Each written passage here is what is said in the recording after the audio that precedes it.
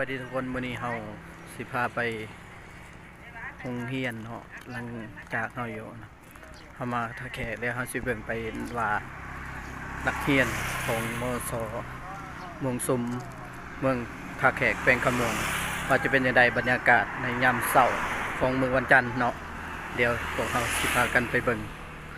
ว่าภาพบรรยากาศมันจะเป็นจังไดไปเบิ่งกันเลยตอนนี้เฮาก็มาฮอดโรงเรียนแล้วเนาะเดี๋ยวพวกเฮาสิไปเบิ่งว่าเขาเจ้าก็ลงทุ่งเป็นจังไดทุกมื้อนี่การอันปัญหาบ้านเมืองเฮาเกิดขึ้นบ้างห้องหลายห้องบางงานมีคนสามัคคีทุกเช่นงานนั้นก็ดูใจมันได้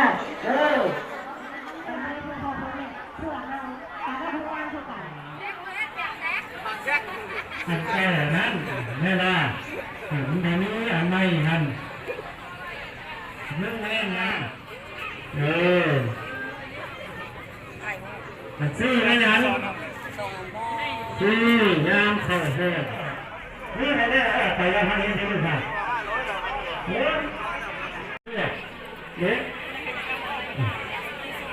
นี่ยังแม่กับเพื่อนนี่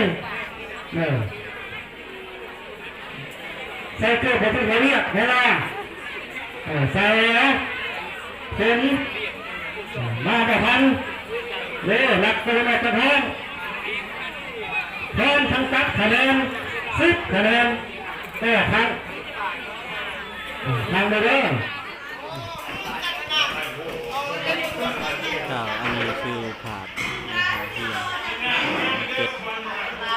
เนาะเดี๋ยวเฮาสิพาไปเบิ่งบรรยากาศแต่ละห้องว่ามันจะเป็นจังได๋เป็นห้องมาร์เก็ตเฮาสิเริ่มจากมาร์เก็ตก่อน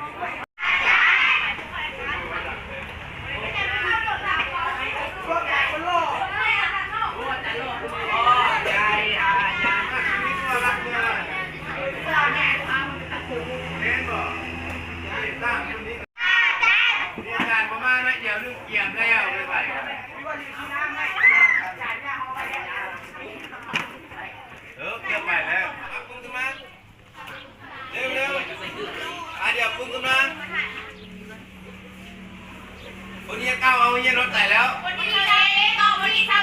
2แมนบ่แมน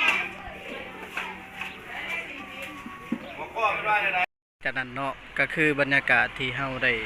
ถ่ายนักเรียนที่โรงเรียนแห่งนี้ก็หลายๆห้องนับแต่ม .1 จนหอดม .7 น้องน้อยนักเรียนอันนี้คือภาพบรรยากาศอยู่ข้างหลังโรงเรียนเป็นมุงสังกะสีแอมพาแถบเปรียบเหมือนเฮาเฮียนแต่สมัยก่อนเนาะอันนี้ก็คือเดียวเฮาสิพาไปเบิ่งอีกโรงเรียนหนึ่งนี่อีกเป็นหลังหนึ่งเนาะเที่ยงเดี๋ยวเฮาสิพาไปเบิ่งบรรยากาศน้องๆนักเรียนโอ้บรรยากาศคืนนี้นักเรียนเพิ่นเรียนคอมพิวเตอร์แม่นบ่คอมพิวเตอร์บ่อ๋อคอมพิวเตอร์เดี๋ยวเฮาสิเบิ่งว่าน้องๆเพิ่นจะเรียนแบบใดคอมพิวเตอร์เนาะ power สุดท้ายเป็นบอลคิดนะเริ่มเด้อกว่าเขียนเริ่มเด้อแบบบางทีเบิ้ลโอ้ power สุดท้ายเขียนต่อเลยเด้อ power สุดท้ายดิเป็นดิรอเบิ้ลเริ่มปากเขียน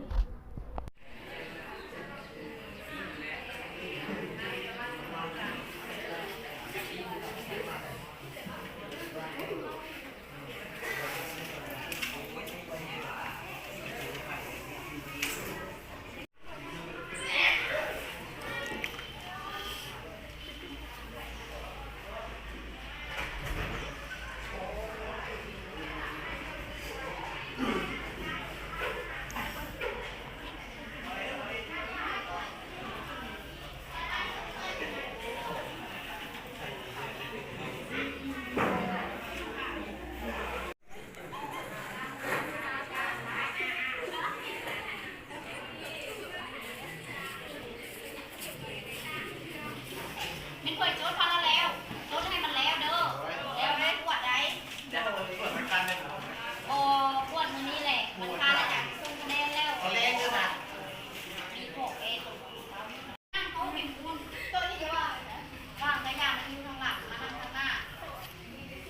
มึงไม่ใช่มันวางข้างหน้าแม่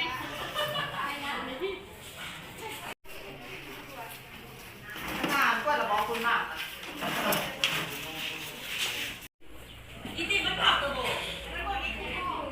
มันก็มาบอกกับทุกคน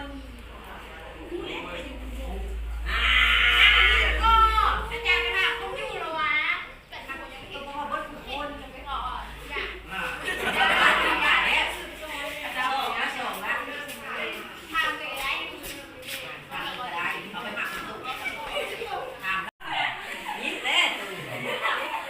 โอ้ยนางแพรวันอยากยิ้มใส่กอง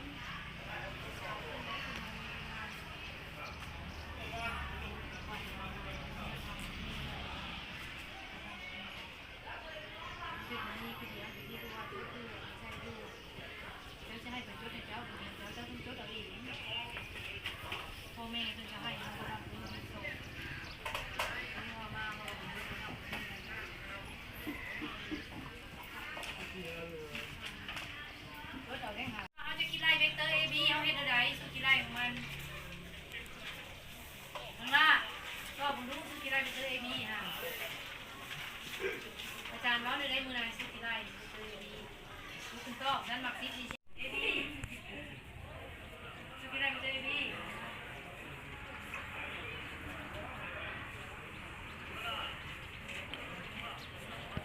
ไปไหนอะไรไปพรณภาก็เอาให้นักล่าพาคืนนะจ๊ะนางล่าเขาคืนมานี่ เอาเราขึ้นมาเราภาษาพลังสิเว้าพลังกับเว้าสิเว้าอังกฤษกับเว้าสิเว้าสองภาษาปนเดียวสิว่า A B ไปอีกเบ้บัดนี้ว่าได้